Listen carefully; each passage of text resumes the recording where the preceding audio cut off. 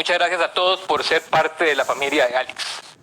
Sin más, quiero darle la bienvenida al doctor Sebastián Cotofana, quien nos va a dar unas palabras y nos va a ilustrar con la anatomía de la región temporal.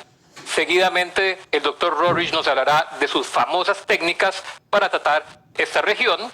Y luego este servidor va a hacer una demostración en vivo de la forma en que yo hago los tratamientos. Para su confort, tenemos habilitada la opción de traducción simultánea. Pueden ir a la pantalla principal de Zoom y escoger donde dice en el centro con una ruedita interpretación. Y pueden cambiar a idioma inglés, español,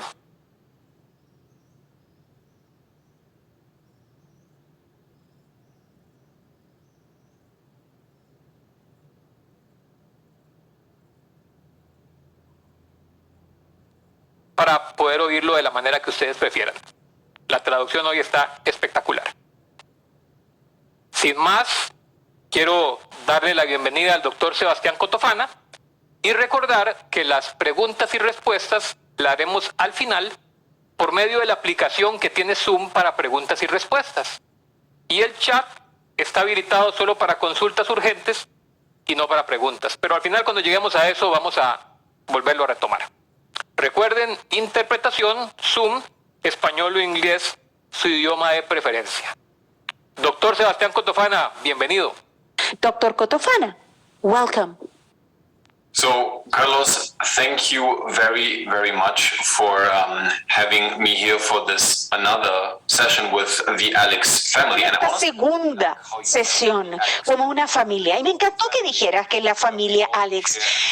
Alix es una familia global donde todos aprendemos. In American injectors. So I'm very honored and proud to be here with you alongside Dr. Rorik, who is also with us during this amazing session. And I'm really looking forward to learn from you and also from Dr. Rorik, but also to share a little bit of anatomy when it comes to the temple. Muchísimo de ustedes en la región temporal. Antes de empezar con las inyecciones, to share a little bit about the anatomy of the temple. And to do so, I brought a guest that you all know, and that guest is actually Max.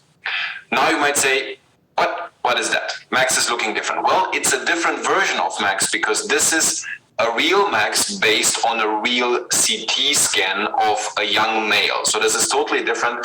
And if you look at all of the sutures and everything, all of this is here available. And by the way, at some point after the next week, we will launch this and you will be able to purchase this in case. So what I would like to show you is that the temple, that's this area here, this is the temporal fossa.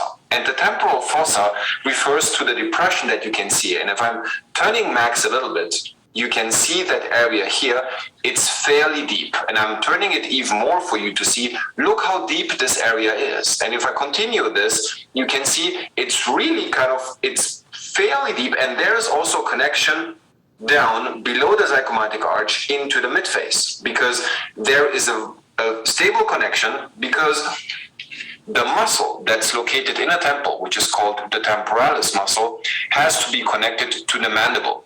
I'm showing this here. This portion here, this is called the coronoid process. And the temporalis muscle comes from up here and connects to the coronoid process. And this is how the jaw can be moved. This movement is happening also with the temporalis muscle. And the temporalis muscle is a skeletal muscle. Produce por el músculo esquelético temporal, no es un músculo facial.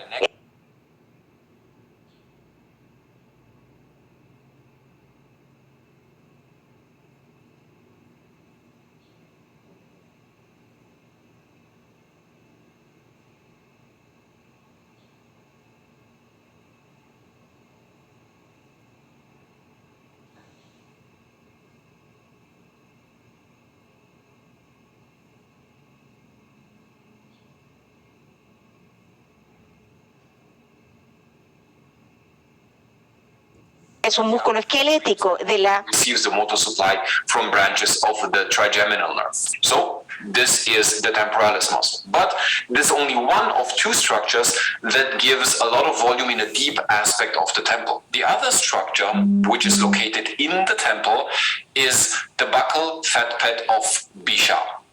And this buccal fat pad of Bichat, along with the temporalis muscle, they determine majorly the volume of the temple. Because the temporalis muscle is a skeletal muscle, it undergoes a process that's called sarcopenia.